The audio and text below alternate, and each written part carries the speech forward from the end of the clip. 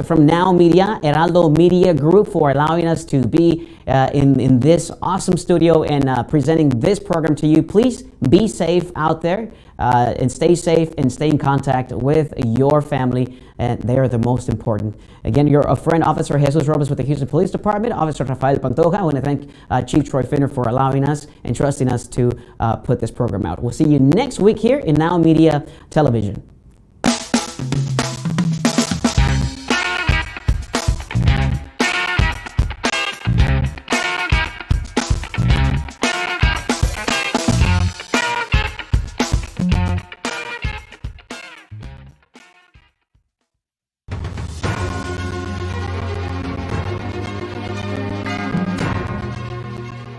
This has been a Now Media Television feature presentation.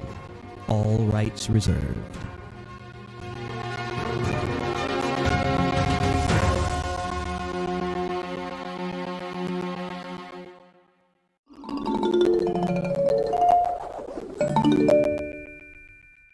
If you have the perfect health insurance plan and you don't want to save any money, you might want to stop listening now. However, if you are like the rest of us who know that the #1 cause of bankruptcy is unexpected medical costs due to subpar coverage, you really want to listen closely. Even if you owe 20% of your medical costs for a large claim, like cancer or a bad accident, it will wipe out the wealth you've worked for your entire career. That's why when it comes to choosing health insurance, it's important to get the right coverage for you and your family. I'm April Clark with Clark Health Insurance. My mission and passion is to simplify the process for small business owners, families, and self-employed individuals.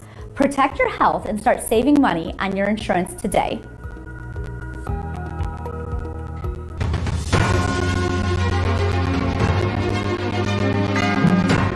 Broadcasting live from Houston, from the space city to the world. You are watching Now Media Television.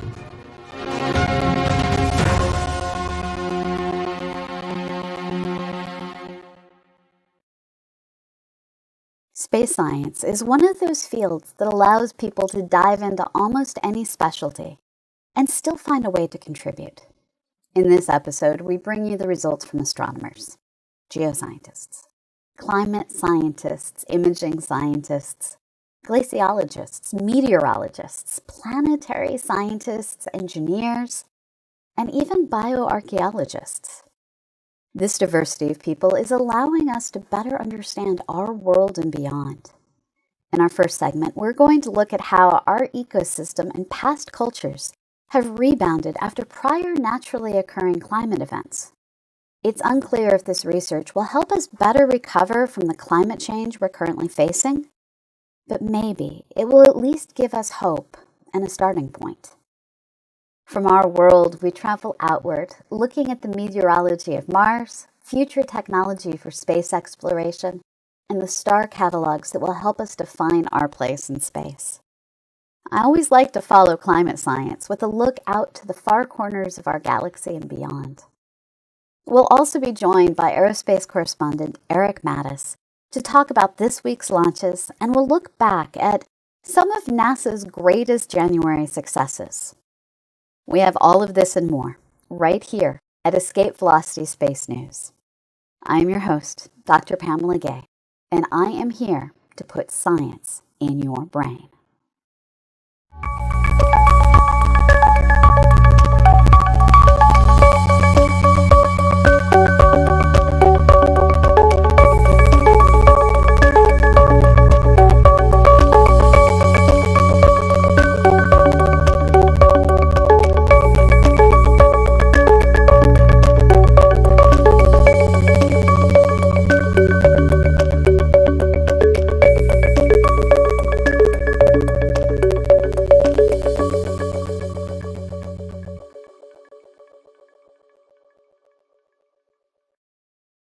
With the beginning of the year, many of us have set goals for ourselves. Eat better, recycle more, save for retirement. It's this last one that has led me to a phrase we don't see all that often in science. Past performance is no guarantee of future results. In science, past performance should exactly match future performance. And if it doesn't, averaged over multiple measurements, well, if we can't repeat our results, it means we don't understand all the variables that are having some sort of an effect.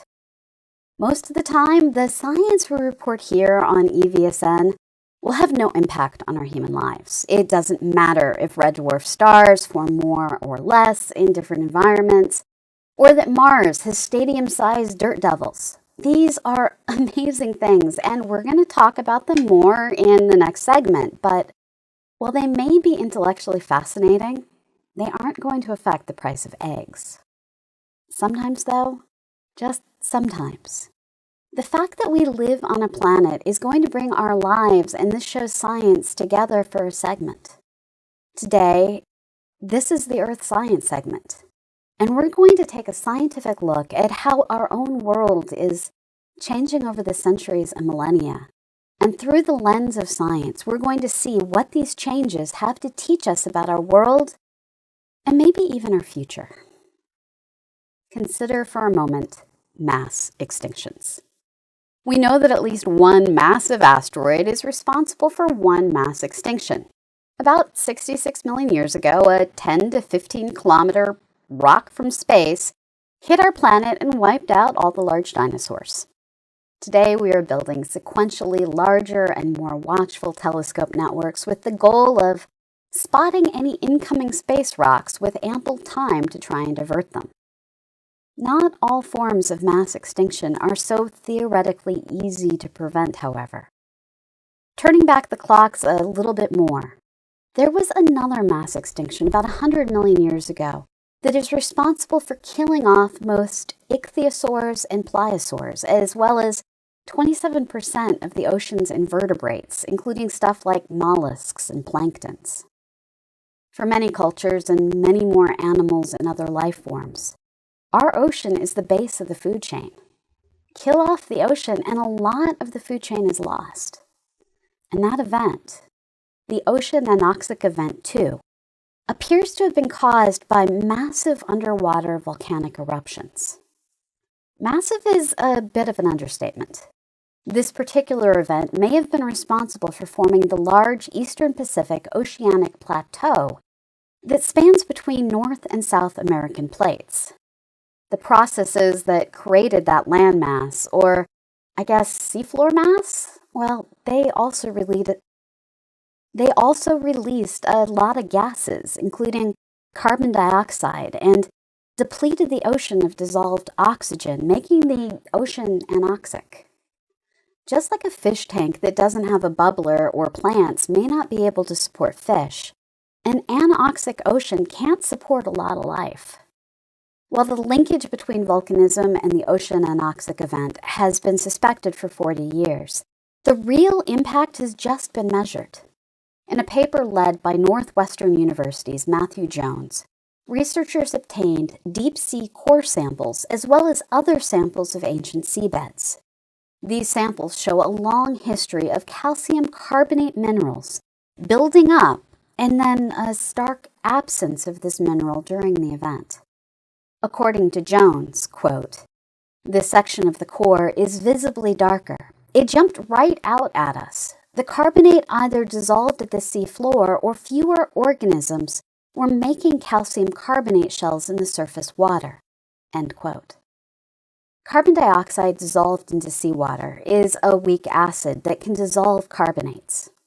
By itself, this isn't enough to confirm volcanism. That would require one more piece of evidence. Coincident with this lack of calcium carbonate, Jones and his team also discovered a layer of osmium rich in the kind of osmium isotopes found in the Earth's mantle.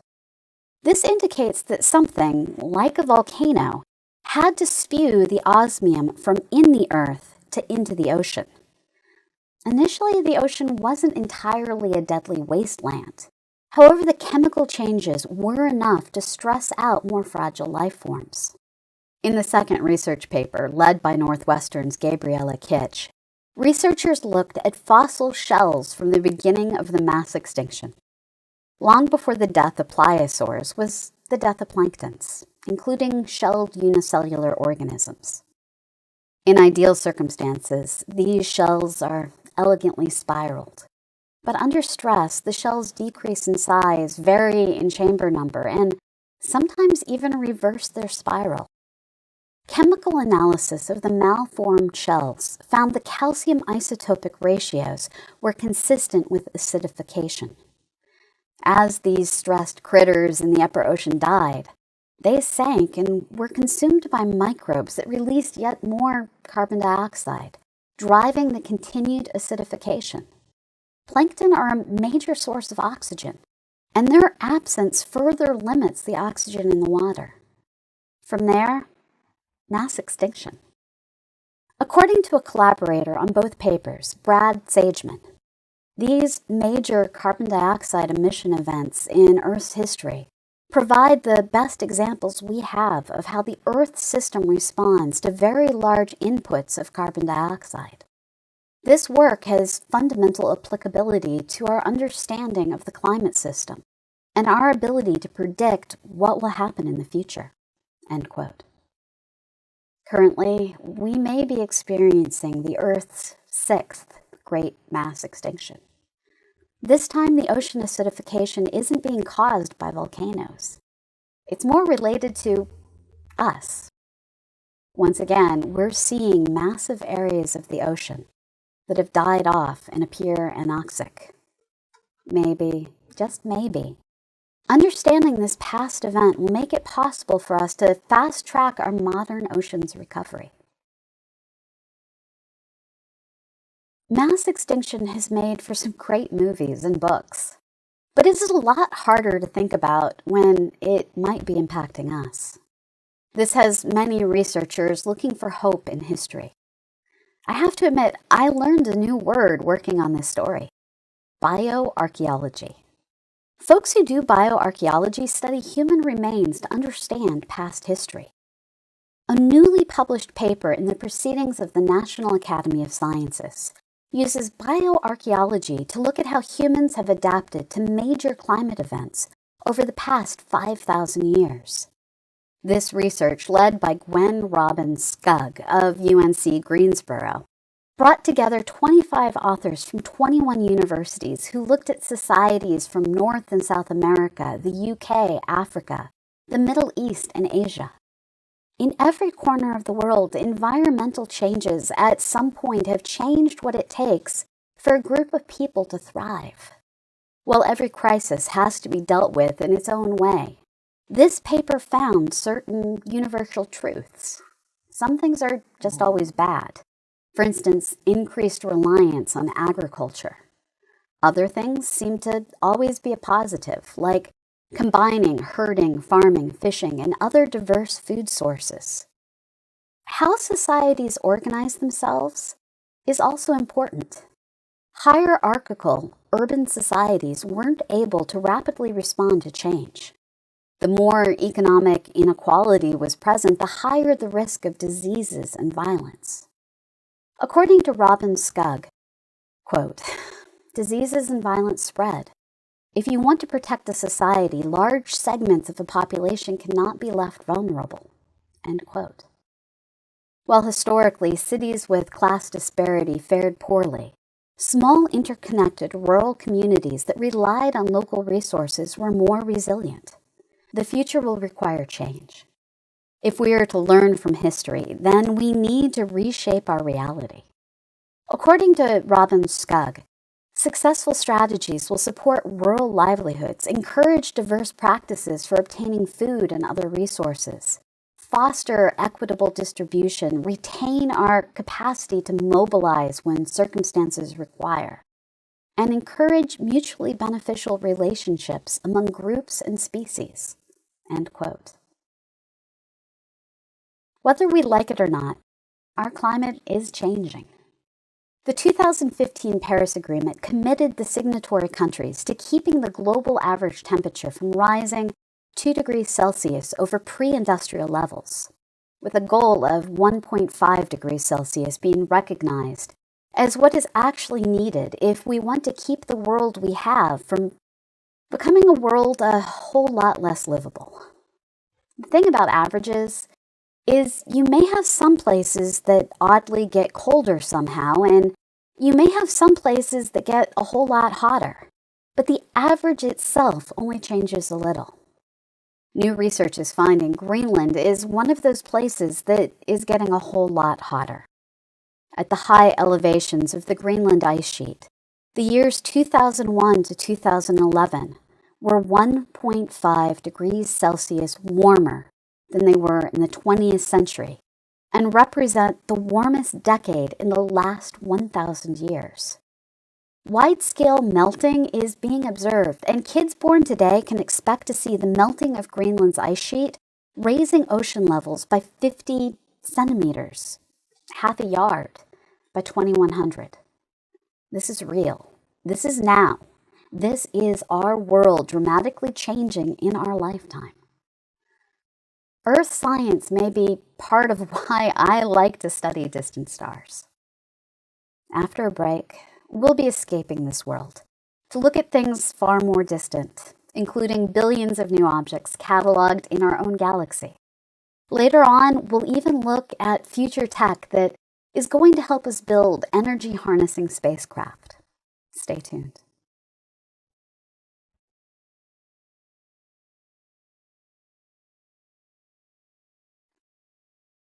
"18 years ago, on January 24th, 2004, the Opportunity rover landed on Mars.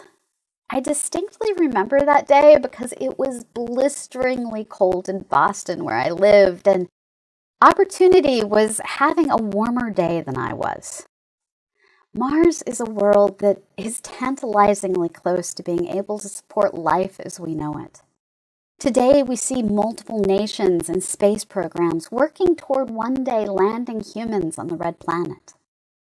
Part of preparing for that future includes understanding Mars' weather and the dust storms that are responsible for ending the lives of so many solar-powered rovers and landers. The newest NASA rover to land on Mars, Perseverance, was equipped with a meteorological instrument, the Mars Environmental Dynamics Analyzer. The weather data from Percy's first Martian year has now been published, allowing us to see the highs and lows of living on the Martian equator. Led by Jose Antonio Rodriguez Manfredi, Manuel de la Torre Juarez, and Agustin Sanchez La Vega, this work shows how temperatures and pressures vary from day to night and season to season. Averaged out, the temperature at Jezero Crater is minus 55 degrees Celsius. While this is admittedly warmer than winter daytime temps in Antarctica or Yakutsk, Siberia, the highs and lows around this average are uniquely Martian. The warmest days can reach as high as 12 degrees Celsius or 54 degrees Fahrenheit, and the coldest nights plunge down to nearly minus 90 Celsius or minus 130 degrees Fahrenheit. On any given day, temperatures will rise and fall by 50 to 60 degrees Celsius, and this kind of a swing will bring with it turbulent daytime winds and dust devils that look more like small tornadoes in size. According to team member Ricardo Hueso, quote, "The dust devils are more abundant at Jezero than elsewhere on Mars and can be very large, forming whirlwinds more than 100 meters in diameter," end quote. Imagine a dust devil able to consume an entire football field. Stirring up dust is one of Mars' meteorological specialties. In January 2022, Percy encountered its first dust storm.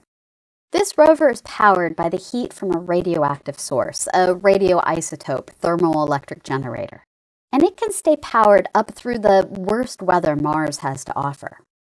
That storm's passage over the rover led to abrupt changes in temperatures and pressures, accompanied by strong gusts of wind, which kicked up dust and hit the instruments, damaging one of the wind sensors.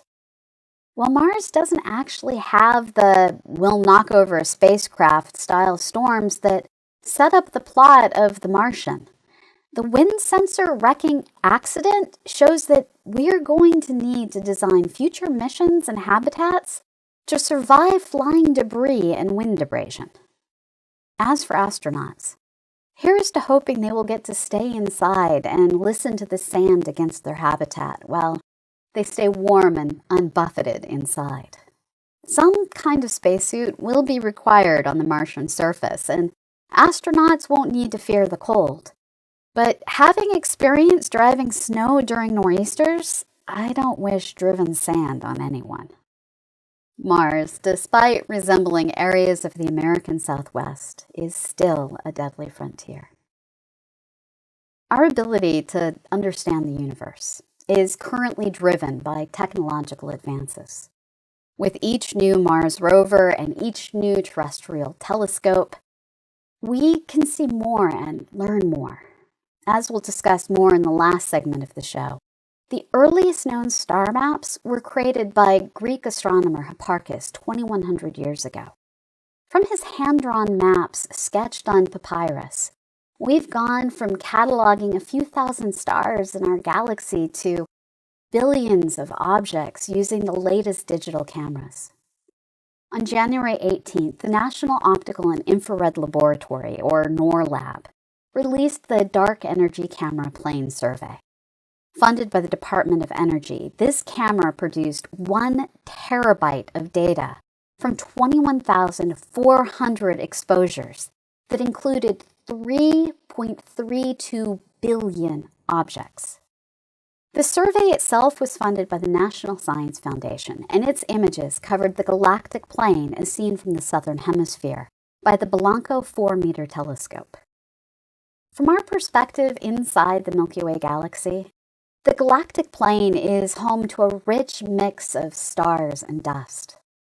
In all directions, our view is affected by diffuse nebulae that block some or all of the light from background stars, and the density of stars themselves can make it hard to tell where the light from one object starts and from another one ends. This survey looked at the sky in the near infrared and was able to peer through some of that dust. By combining these dust-piercing longer wavelengths of light with a sensitive camera and a large telescope, researchers were able to separately resolve stars. As described by NSF's Deborah Fisher, quote, "This is quite a technical feat. Imagine a group photo of over 3 billion people and every single individual is recognizable. Astronomers will be poring over this detailed portrait of more than 3 billion stars in the Milky Way for decades to come. This is a fantastic example of what partnerships across federal agencies can achieve." End quote. This Southern Hemisphere survey extends work already done by pan-stars in the Northern Hemisphere. Together, these catalogs provide one of the most complete catalogs of our galaxy. There are lots of different ways to survey the sky, and they are all constrained by one factor: time. Some surveys try to image as much of the sky as is visible, and no one image can see very deep. These surveys tell us about the region around our solar system and the distribution of the brightest objects. Other surveys look at a small region of the sky for a long period of time, and in that small postage stamp on the sky, we can see even faint stars out to large distances. The Dark Energy Camera Plane Survey walked the line between these extremes, looking at part of the sky for a reasonably long time. Exactly how a survey is performed is based on what researchers are trying to discover. Using a survey conducted by the National Astronomical Observatories of the Chinese Academy of Sciences 4.9-meter Guoshujing telescope, researchers measured the chemical composition of 93,000 red dwarf stars to see if star formation varies based on the ingredients going into the stars. Red dwarf stars are extremely long-lived, and any red dwarfs that have been formed should still be out there shining. Stars form as giant molecular clouds of material collapse and fragment. In general, these clouds will form a few massive stars and a myriad of smaller stars. It had been believed that the number of stars formed of different sizes, scientifically referred to as the initial mass function, should remain constant from cloud to cloud and eon to eon. That assumption, however, appears to have been wrong. In a paper published in the journal Nature and led by Lu Xiao, researchers document that red dwarf stars form in larger numbers in systems with more heavy elements. This new understanding is going to force us to change how we see the universe's stellar population evolving over time. When our universe first formed, it was made almost entirely out of hydrogen and helium. The first generation of stars that lived made heavier elements in their cores. And in their eventual supernova explosions, they spread that material, making it possible for the next generation of stars to form from some heavier elements. With each round of star formation, our universe has gotten a bit more chemically enriched. And now we know it has also gotten a bit more likely to form smaller stars. This change means we need to rethink how bright ancient galaxies should appear and just how quickly our universe was made more chemically diverse, one dead star at a time. This is your reminder. To get stardust into circulation, big old stars must die because the little ones are just going to sit there shining forever. Yes, you and I are made of stardust. We are made of massive stars' dust. Little stars? Well, they keep the bulk of their material to themselves. Oh, and I just want to take a moment to point out just the awesomeness of the art produced with this research. Every culture has its own way of visualizing data. And in this illustration by Wu Kan, we see the telescope in the lower right and an artistic figure in the sky. Each ring in this diagram represents a different epoch of star formation, and we can graphically see how the population of small red circles representing the red dwarf stars increases with each new ring. I have to admit, I wouldn't have understood the graphic without a caption, but once I understood it, I kind of love it. Anyways, with our increased understanding of the wheres and when of star formation, we are also coming to terms with the fact that the majority of these stars may have their own planets. Red dwarf stars in particular often have multiple planets per system. Someday, we hope to be easily able to look at these distant worlds and know if they have life. Right now, we don't actually know if that will be possible. Right now, in fact, we're still struggling to understand if there is life in our solar system on worlds other than Earth. On our planet, searching for life is easy. You go out, you scoop up a sample of dirt or liquid, and process it in a large laboratory that has powerful microscopes and highly sensitive mass spectrometers. If there is life, it will likely be both seen and detected from its organic molecules. Detecting life using a spacecraft is a bit more difficult. Spacecraft must be lightweight to get off our planet and out to other worlds. And they generally have very limited power. We can't just send our favorite microscopes and mass spec machines to Mars. Luckily, NASA is continually investing in the development of smaller, more energy-efficient devices. And a team from the University of Maryland has now created a 17-pound instrument that uses an ultraviolet laser to blast small samples off of rocks and a high-quality analyzer that can reveal the sample's chemistry. A description of this instrument published in Nature Astronomy details how this new tool will make the search for life a little bit easier for robotic explorers. According to lead author Ricardo Avala, quote, "The good thing about a laser source is that anything that can be ionized can be analyzed. If we shoot our laser beam at an ice sample, we should be able to characterize the composition of the ice and see biosignatures in it." End quote. The sound of science just might be an almighty zot. After the break, we're going to take a closer look at asteroids, their homes in our solar system, and how they can both carry life and kill life, like those poor dinosaurs. Stay tuned.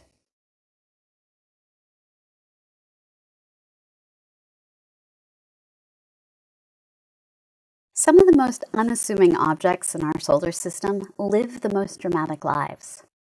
We're all accustomed to flashy images of Jupiter and its storms, Saturn and its rings, and even Pluto with its heart.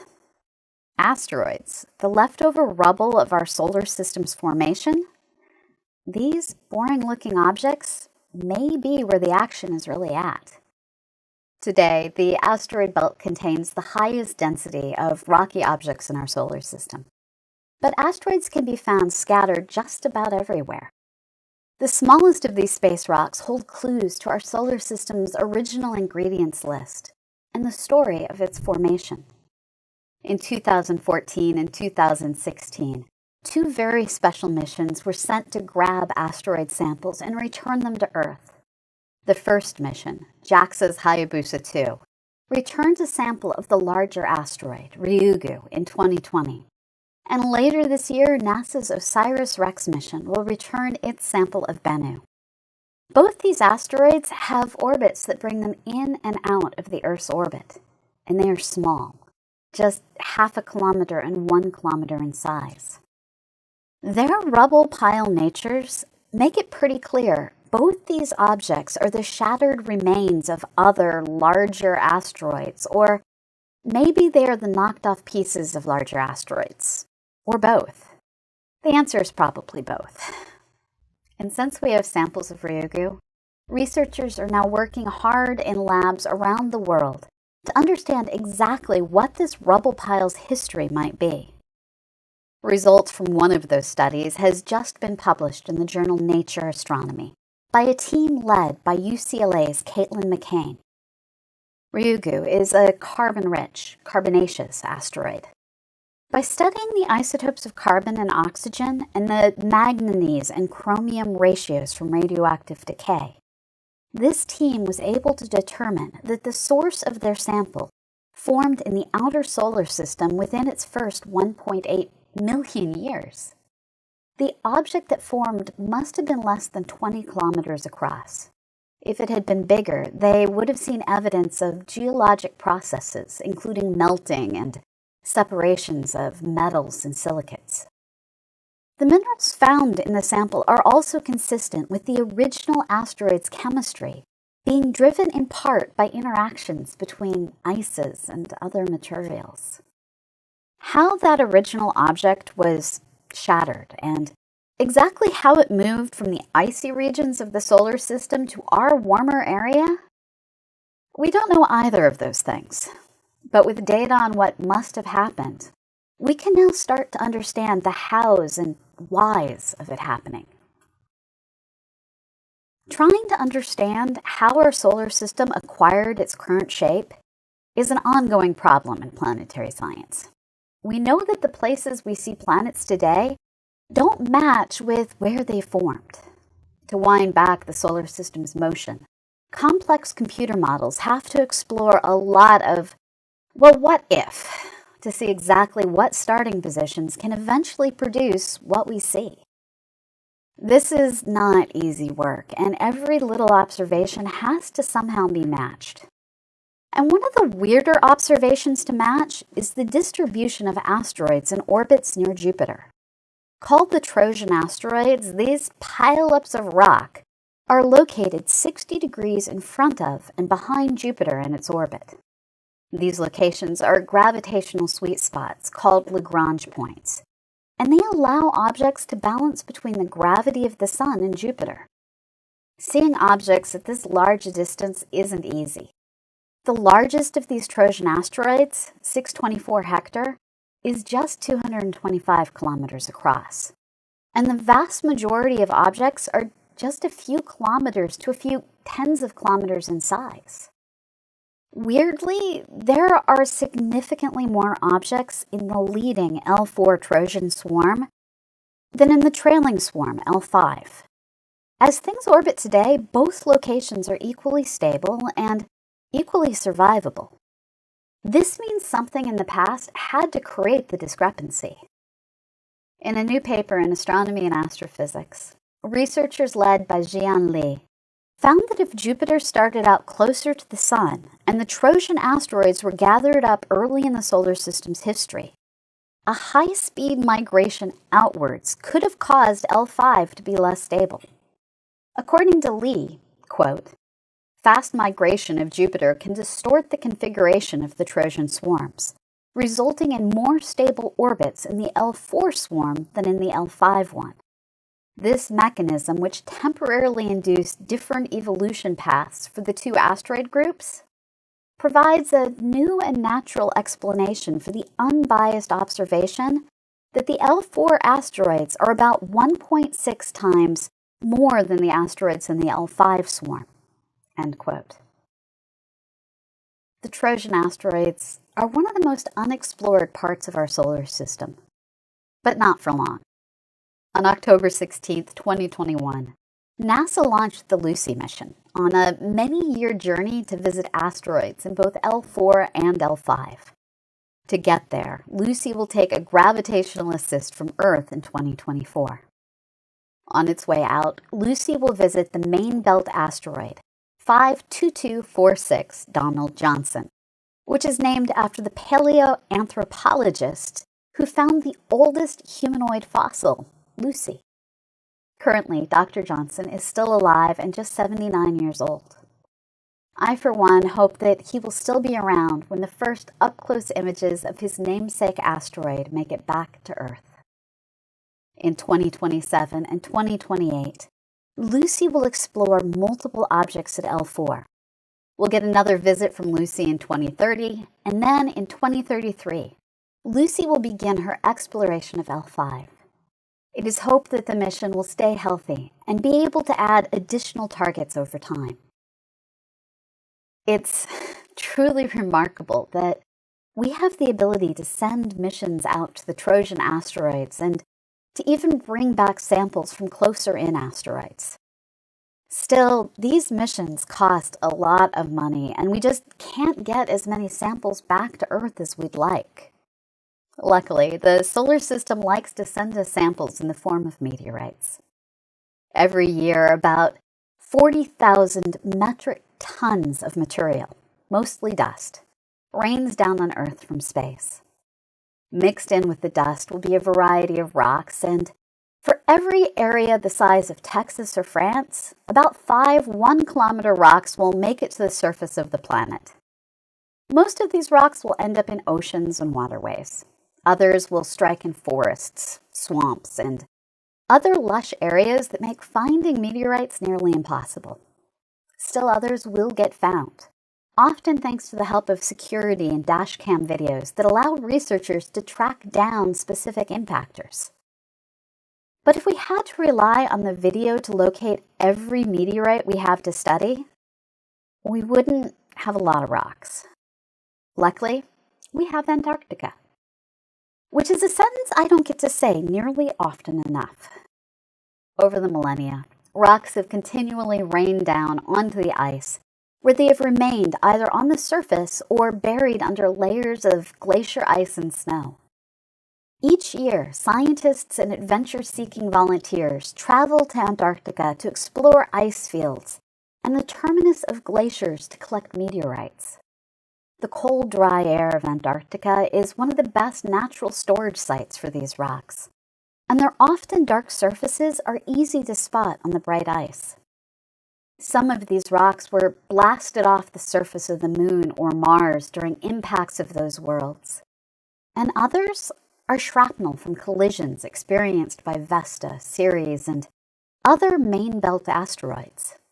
These rocks, they come from just about everywhere, and each one offers us a chance to study the kinds of gases and other materials trapped inside the mineral structures of other worlds. Most of the meteorites are small, the size of a fist or even smaller, but occasionally someone gets lucky. Researchers returning from the summer 22-23 season in Antarctica brought back a 17-pound meteorite. According to Maria Valdez, a research scientist from the Field Museum in the University of Chicago, only about 100 or so of the roughly 45,000 meteorites collected from Antarctica have been this size or larger.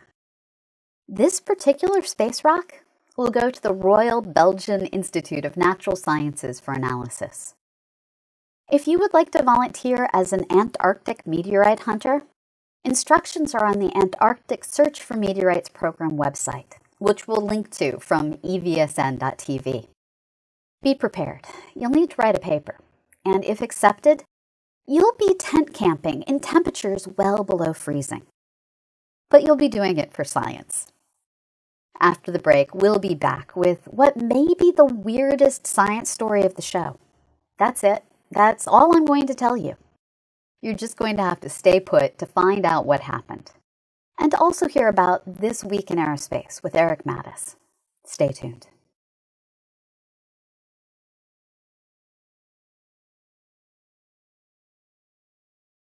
Earlier in the show, we talked about some of the amazing catalogs of stars and other objects that are being created today. In general, astronomy isn't an experimental science. We're an observational science. And our understanding comes from looking up, recording what we see, and then trying to make sense of those observations with maths and physics. The very first catalog to shape Western and Arabic thinking was created by the Greek astronomer Hipparchus of Nicaea in the 2nd century before Common Era. Hipparchus was one of the true greats of science. He's the founder of trigonometry, was the first to accurately model the motions of the sun and moon, and he created one of the first star catalogs. Containing roughly 850 stars with carefully measured positions and constellation boundaries, his catalog was foundational in later works, such as Claudius Ptolemy's star catalog, the Almagest, and in a Latin translation of Aratus's astronomical poem, referred to as Latin Aratia. Until recently, however, no copies of Hipparchus's original work were known to have survived. Remarkably, a fragment of this catalog has been found hidden beneath ancient religious texts purchased by Hobby Lobby for the Museum of the Bible in Oklahoma City. Let me say that again. Fragments of the Hipparchus star catalog were found beneath religious texts purchased by Hobby Lobby for the Museum of the Bible in Oklahoma City, referred to as the Codex Clamassi Rescriptus. The manuscripts date back to the 6th century and later, but they are written on reused papyrus.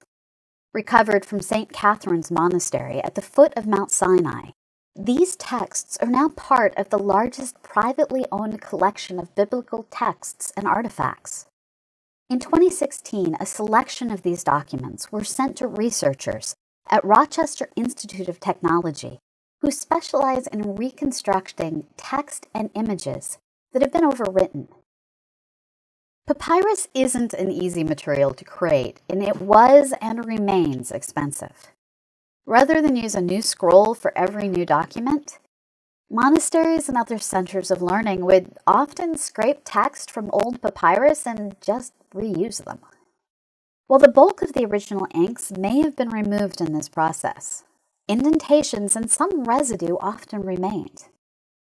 RIT's Professor Roger Easton is an expert in using multispectral imaging to reveal all traces of prior texts, and his work has been used to recover writing from the Dead Sea Scrolls, to find the oldest copies of text by Archimedes, and more. In looking through the Codex Clamassi Rescriptus, Easton and his students didn't anticipate they'd find any graphics, let alone such an important illustration of our sky. A new analysis of this discovery has been published in a pair of papers led by Victor Ginsburg and Peter Williams. They find the revealed text matches excerpts of Hipparchus's work in Latin Aratia and is consistently of higher quality, with star measurements having an accuracy of better than 1 degree. This makes it clear that Hipparchus's catalog would have been more accurate than Ptolemy's, and makes it clear Ptolemy combined data from many sources, and not all were on par with Hipparchus's original work. The field of multispectral imaging is new. It takes time and care to image ancient scrolls, art, and documents, and researchers are just starting to uncover what history tried to erase. I hold out hope that somewhere in some dusty monastery or museum collection, more of Hipparchus's work is waiting to be found. Technology. It reveals the past, and sometimes it makes the present a whole lot more exciting. Next up, I'd like to invite on our aerospace correspondent, Eric Mattis, to fill us in on what's gone up this week. Hey, Eric. Hi, Pamela. I always worry about January launches. How are things going? Not great, but it's a pretty good month, all things considered. Fair enough. What did happen this past week? Not much, but some pretty cool things did happen. As rockets go, this was a pretty standard week with only 3 launches, but those 3 were an example of just how varied the different types of modern rockets are. The first one to launch, on January 24th, was a commercial Rocket Lab Electron from their brand new launch pad at Mars. No, not the Red Planet, but the Mid-Atlantic Regional Spaceport on Wallops Island in Virginia. One cool fact about that pad is it is entirely contained in the perimeter of the pad for another rocket, the Northrop Grumman Antares. Although Rocket Lab's headquarters are in Long Beach, California, all 32 prior launches have taken place from the launch facility on the Mahia Peninsula in the North Island of New Zealand. This allows them to comply with American regulations and be able to provide launch services to the U.S. government. Their New Zealand launch facility can only reach inclinations between 30 and 100 degrees, slightly retrograde orbit, depending on the direction of launch. Many customers need their satellites in lower inclination orbits that are closer to the equator.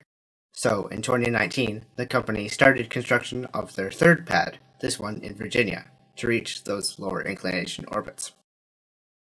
They were supposed to launch from the new pad in 2022, but were delayed because of NASA's need to certify their autonomous flight termination system, because NASA is in charge of range operations at Wallops. So, what did this first U.S. launch of an Electron carry? 3 satellites from a company called Hawkeye 360. Hawkeye 360 operates satellites that detect radio signals on the Earth's surface. With multiple satellites, the company can tell exactly where signals come from, what is being sent, and by whom. After collecting this data, they then sell it to commercial customers and the government. The company has plans for a 30-satellite constellation, and with this launch, the company has half of that number in orbit. The launch was successful, and it did not include a first-stage booster recovery attempt, something Rocket Lab is planning on future missions. The next rocket to launch, this past week, was a reconnaissance satellite 2 days later on the other side of the world. On January 26th, a Japanese H-2A launched the IGS Radar 7 satellite.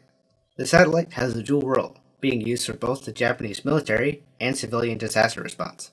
Radar satellites are useful for both military and civilian roles, but especially in military applications, because they can provide similar information that optical satellites can, but at all hours of the day and through cloud cover. The final launch of this week was another batch of Starlink satellites for SpaceX's Internet constellation, launched later the same day from Vandenberg Space Force Base in California.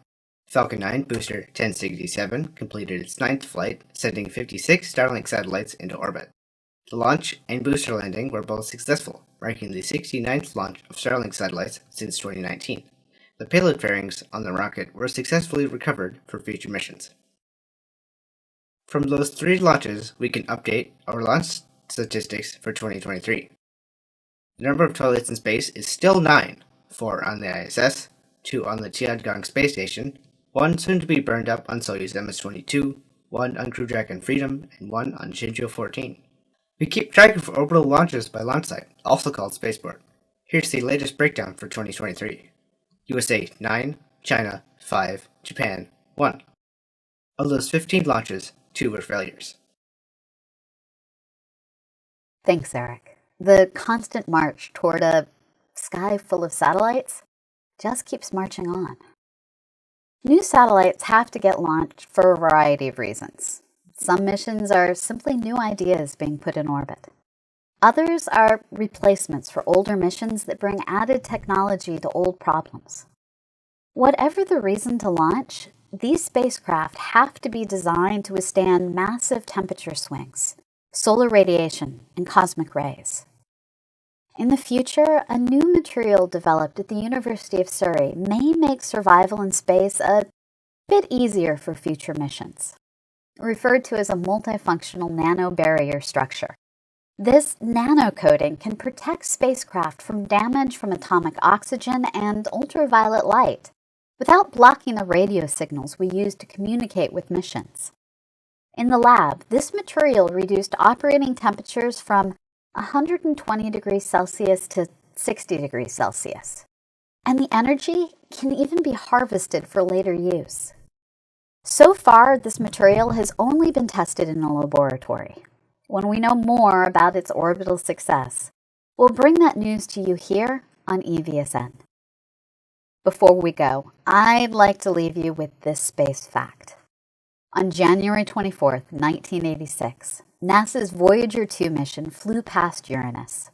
This encounter allowed researchers to discover Uranus's gossamer rings and to image 5 of Uranus's many moons in detail. As a Gen X kid, I wasn't inspired by the Apollo missions like so many of my colleagues. I wasn't even born yet when the last Apollo mission flew. For me, the Voyager missions created a steady drumbeat of inspiration throughout my childhood. I distinctly remember being yelled at to take a nap in 1979 so I could stay up to see Jupiter data. By 1980, kindergarten me was a bit better behaved, and I remember seeing everything on TV, no yelling about naps required. Despite being a lot older when Voyager reached Uranus in 1986, I don't actually remember when I first saw those images or learned about this blue world's icy moons. Just 4 days after Voyager 2's Uranus encounter, NASA suffered one of its 3 great tragedies, the loss of the Space Shuttle Challenger on January 28, 1986. Along with the January 27, 1967 loss of the Apollo 1 capsule during testing, and the February 1, 2003 loss of the Space Shuttle Columbia. These 3 missions have made the last week of January one in which we often mourn NASA's failures. This week, we invite you to instead celebrate NASA getting a good look at Uranus, and also that Mars Opportunity landing we mentioned earlier in our show.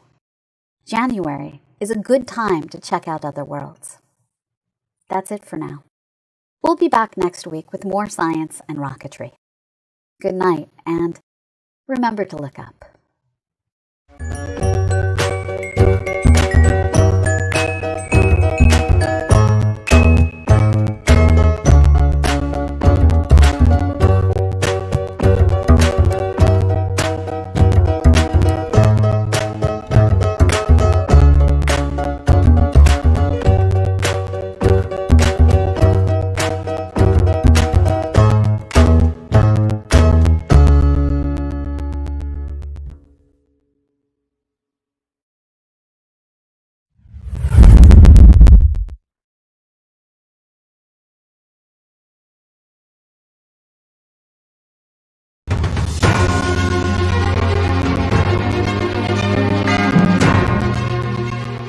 This has been a Now Media Television feature presentation.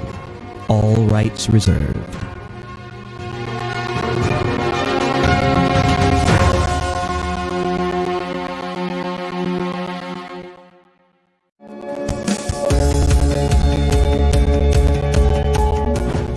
As a critical aspect of your operations, you need the right technology partner to provide you and your business the peace of mind of having reliable and efficient IT systems. In addition, with cyber threats, ransomware at an all-time high, adequate, continuous, and proactive data protection for your business is an absolute must. Hi, this is Roland Parker with Impress Computer Solutions. We are experts in tailored IT solutions and professional 24/7 IT support services. We proactively monitor, maintain, manage, and protect your IT and data assets. Additionally, we have the know-how and horsepower to do the correct procuring of any and all computer systems or software your company may need. Having the correct IT infrastructure and not being able to operate safely and correctly is very expensive and can eventually destroy growth. So take a decisive step and call me today for a complimentary consultation at 281-647-9977 for your unique IT needs.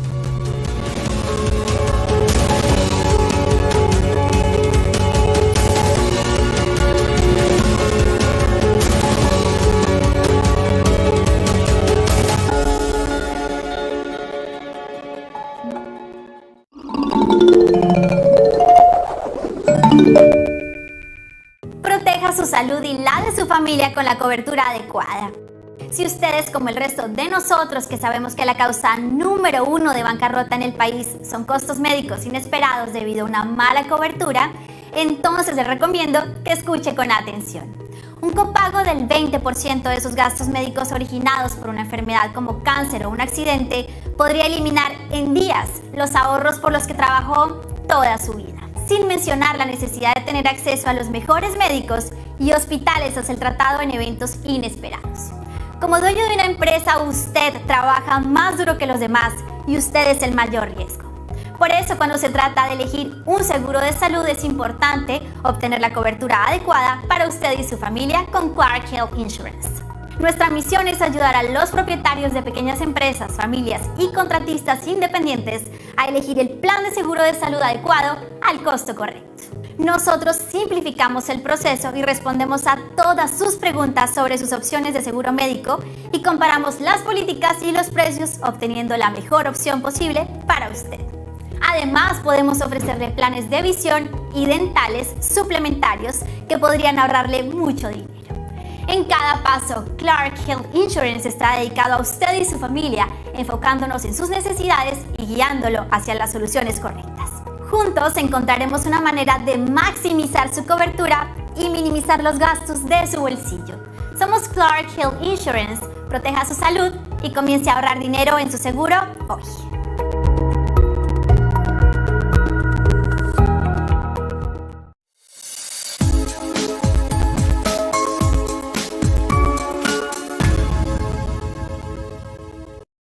Comprar o vender una propiedad es un paso que impacta su vida y la vida de su familia y sus seres queridos. De hecho, estudios demuestran que tener un grupo de agentes de bienes raíces con experiencia garantiza un mejor precio al momento de vender, comprar o alquilar una propiedad. Si quiere comprar o vender una propiedad, LMS Realty es su solución. Contamos con los recursos y la experiencia para agilizar su transacción con facilidad y alcanzar el mejor precio posible. Al mismo tiempo, LMS Group puede hacer evaluaciones de mercado y podemos proporcionar varias soluciones de financiamiento para encontrarle la casa de sus sueños. Además, LMS Realty puede proporcionar varias soluciones de financiamiento para que pueda tener su casa con un menor costo posible. Tome acción hoy mismo. LMS Realty es su solución ideal. República H, con Sofía García. Una república que necesita saber cuál es el camino correcto. En República H te diremos qué pasa en cada rincón del país. ¿Qué pasa en tu estado? ¿Qué hace tu gobernador, presidente municipal o alcalde en materia de seguridad, salud, desarrollo, economía o servicios básicos para atender a su población? Tenemos desplegados más de 70 corresponsales en todo el país y más allá de las fronteras. República H, de lunes a viernes a las 8 de la noche por Heraldo Televisión. ¿Qué Onda Magazine? Una publicación hispana de noticias y entretenimiento. Sirviendo a la comunidad hispana por más de 25 años. El mejor contenido para estar informado. Política, comunidad, moda, cultura, entretenimiento, cocina, comercio y más. Obtenga su copia gratis en todas las taquerías Arandas.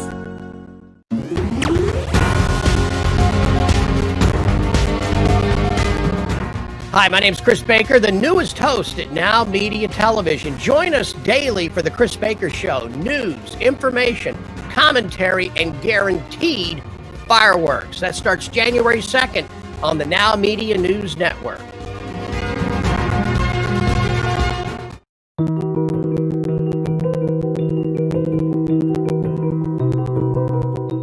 I was recently asked what it means to be a family lawyer.